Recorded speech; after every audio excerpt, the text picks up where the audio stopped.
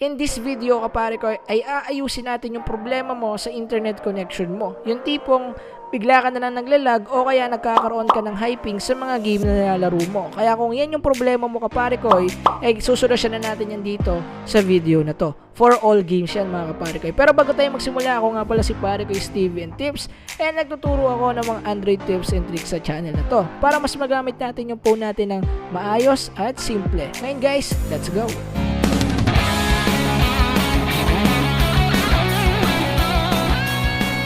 So yun na nga mga Kaparekoy, ngayon guys gagamit tayo ulit ng isa pang application. So ito mga Kaparekoy ay bagong labas pa lang sa mismong Google Play Store natin. And ang maganda dito mga Kaparekoy is meron na rin siyang magandang rating, which is meron siyang 4.7 ratings. At ang nagustuhan ko rin sa application na to is meron siyang mga different servers. Dahil gagamit tayo guys ang tinatawag na DNS changer IPv4, IPv6. So medyo mahaba pa yung pangalan niya pero yun lang yung pwede ko sabihin ngayon kasi nakalimutan ko na. Anyway, yun na nga mga Kaparekoy, kagaya ng sinabi ko kanina, gagamit tayo dito ng DNS server, which is yung pinaka-favorite na ginagamit natin ngayon sa mga application na ganun talaga yung features, yung pinaka-siksik talaga sa pinaka-magandang pang-ayos sa link talaga natin mismo sa cellphone natin. And speaking of that mga Kaparekoy, meron din pala tayong in-upload na pinakos natin kay Mobile Legends pero supported din sa ibang mga game. So pwede nyo rin panoodin yan guys. So nandyan yung link, ilalagay ko na lang sa baba o kaya dyan mismo sa taas kung gusto nyo rin panoodin. So dahil nga wala pang pro version yun at bago pa rin yung application na nun, at ito rin mga Kaparekoy, wala din siya pro version at bago pa lang siya, is ito madadownload yan sa Play Store ng for free. Pwede nyo nang i-search yung DNS changer or just click the link in the description and pwede nyo na siyang i-download. By the way guys, yung ating links dyan ay merong mechanics kung paano siya gamitin. So I hope guys mapanood nyo muna bago nyo mismong gamitin yung application natin or pwedeng i-download yung application natin. So ngayon guys, ganito lang gamitin yung DNS changer. Pasok na tayo ng application para mapakita ko sa inyo kung paano siya gumagana. Click natin siya. So dito guys, kagaya ng sinabi ko sa kanya kanina, ay sa inyo kanina, meron nga itong mga new server. At speaking of new server mga Kaparekoy, ay meron akong isang nagustuhan dito na new server. At ang gusto ko rin pala sa application na ito mga Kaparekoy, ay meron na rin siya tinatawag na description ng mga servers.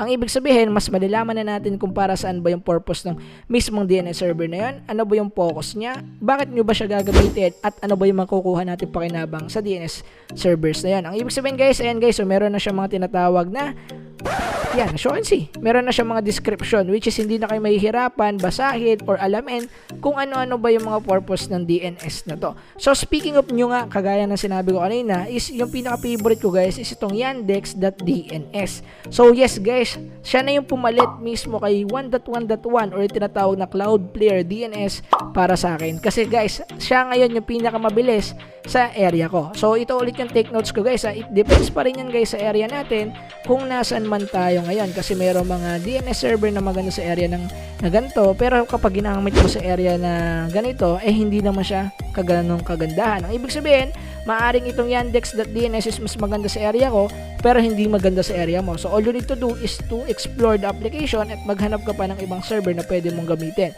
And speaking of recommendation mga Kaparekoy, meron akong 3 recommendation na server sa inyo. Syempre guys, kasama na si 𝗕𝗘𝗦𝗧𝗏 dyan. And ang next mga Kaparekoy is si Level 3 DNS and ang pinakahuli naman is si Cloud Player. So yan yung 3 best recommendation na servers na pwede nyong gamitin sa application na to. And ay pinaka-recommended ko mga Kaparekoy kasi nagamit ko na siya. Pero yung ibang DNS dito hindi ko pa nagagamit. Based on the description kasi guys, yung paggamit ko sa kanila. So yun naman talaga yung mga server gaming or gamer o kaya game server, yun talaga yung mga game server na nagamit ko which is yung 3 yun. So kung pwede pa rin naman kayo mag-explore sa application o kaya gamitin nyo na lang siya kusa. Anyway, ngayon, all you need to do kapag nakapili na kayong server, kagaya ng gagawin natin, halimbawa napili ko na si 𝗕𝗘𝗦𝗧𝗏, all you need to do is just click the button. Ito guys, yung mga bilog-bilog dyan na nakikita nyo. Click nyo lang yan and babalik kayo ngayon sa pinaka-umpisa. And all you need to do is just click the turn on icon dito guys sa ilalim. So off muna natin. So dapat guys, yung current server na nakalagay is yung mismo server na pinili ninyo. Pag nakita nyo ng okay, all you need to do is just click this. And then pag nakita nyo ng naka-on, dapat guys may magpa-flash dito na mismong VPN icon sa taas. So, antayin natin guys. Yan guys, meron na. So, dapat guys, may makikita kayong VPN icon sa taas. So, bakit naman kailangan merong VPN icon sa taas? Dahil mga kapare ko, yung VPN icon na yan, yung magsisimbolize na tayo ay connected na sa isang third-party application na nangingialam sa ating connection in terms of internet. So, hindi siya totally VPN, pero icon lang siya or identification na siya ay pang mismong third-party application na nangingialam sa connection natin. So, I hope na paliwanag ko na yan. Anyway, ngayon guys, all you need to do is open na lang yung ating mismo game, which is ipapakita ko na lang mamaya para mas mapakita ko sa inyo yung mismong kagandahan ng ating application na to, kung paano siya mag-work at kung ano nga ba yung pinakamagandang purpose yung mga pare sa game. Let's go! So yun na nga mga pare ko, nandito na tayo mismo sa loob ng game ang show and see. So gamit-gamit ko dito guys, kanina pa ako nagsasalita Realme 5 yan, okay? Sa inyo madalas sa ginagamit natin. So sorry guys, medyo madilim yan. So show and see, ito na siya. Yan. And then guys, maglalaro tayo ng brawl para mabilis din matapos and hindi na tayo magkaroon ng problema sa kasi medyo matagal sa iba. So start natin. Pag sa normal kayo kasi o kaya rank medyo matagal, so matatagalan tayo. So guys, i-resume ko na lang to sa mismong laro na natin, no? Yan, So guys, i-resume ko lang, napapakita ko lang yung hero ko which is 𝗕𝗘𝗦𝗪 para mamaya kapag nag-resume tayo ay hindi kayo manibago. Yan guys, yan, 𝗕𝗘𝗦𝗪 tayo. So mantitrip lang tayo sa brawl. Anyway, let's go. So tignan nyo guys yung ping natin. Yan, kakasimula na ng game. Tignan nyo yung ping natin guys. Stable 4ms, tama ba? Yan, 4ms, bumababa pa ng 6, yan, nagti-3, yan guys, nagti-3, nagpa-5. So ngayon, tignan natin mismo sa laro kung gaano ba siya kakaganda. So punta tayo guys sa laro mismo.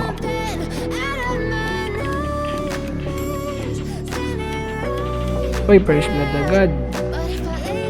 So guys, dito ko natatapusan yung pagsasalita ako, no? Para medyo maging ano na tayo guys, maging medyo tahimik na tayo kasi masyado tayo maingay. Patay agad tayo guys. So medyo guys, tatapusin ko yung pagsasalita ko, papakita ko na lang sa inyo yung gameplay at watch nyo na lang guys yung mismong ping natin. And nakikita nyo naman, napaka-stable guys, single digit ping. Bihira nyo makakuha yan sa Mobile Legends. Ayan guys, look at that. Anyway, so hindi na nga magsasalita. Let's I got no love for the fakeness. If you wanna play tough and wanna hate this, I'll always show up. I don't ever slow up, no I don't take sh**. I got no love for the fakeness. If you wanna play tough and wanna hate this, I'll always show up and make a statement. I don't ever slow up, no I don't take sh**. I got no love for the fakeness. If you wanna play tough and wanna hate this, I'll always show up and make a statement. Everything I do so instinctive and so passionate. Every word I move so descriptive like an adjective. I got a vendetta against people who patented being negative when you should be getting after it.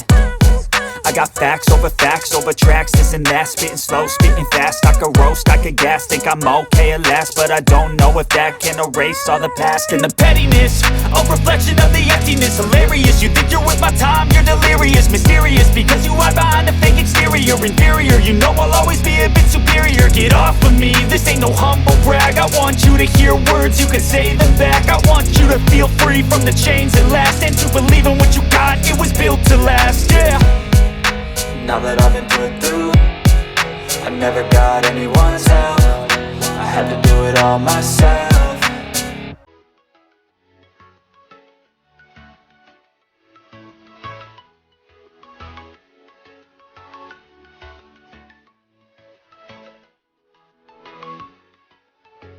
So yun na nga mga pare kayo, no? Talo tayo. Talo tayo, hindi trip-trip lang ako dito. By the way guys, dito ko na rin tatapusin yung video dahil medyo mahaba na rin yung mismo video natin. And talakayan natin about dito. So show and see naman guys, walang nangyari at walang nangyaring pagbabago doon sa ating MS. Nakikita nyo naman mga pare kayo. Kahit saan kayo maglaro nyan mga pare kayo, no buffering, no lag, no hyping mga kapare ko. So kagaya nga na sinabi ko, it depends pa rin yan guys sa inyong lugar. Kaya wag nyo masyadong pinipilit yung ibang server na hindi naman pala compatible sa device nyo. By the way guys, dito ko na tatapusin yung video. And kung nagustuhan nyo yung video at nakita nyo naman informative yung video natin, huwag nyo kalimutan naman i-hit yung like button. Dahil sa like button yan guys, malaking bagay na yan para mas makilala yung ating mismong video na to ngayon. At ma-share natin sa iba ninyong mga kaibigan or kaparikoy. Anyway guys, maraming salamat din pala sa sa inyong pag-support and pag-subscribe. And kung nagustuhan nyo itong video at gusto nyo rin makaalam pa ng iba't ibang Android tips and tricks, pwede na kayo mag-subscribe and hit yung notification bell for the new update natin. Para ma-notify kayo sa mga new update, yun lang guys, peace!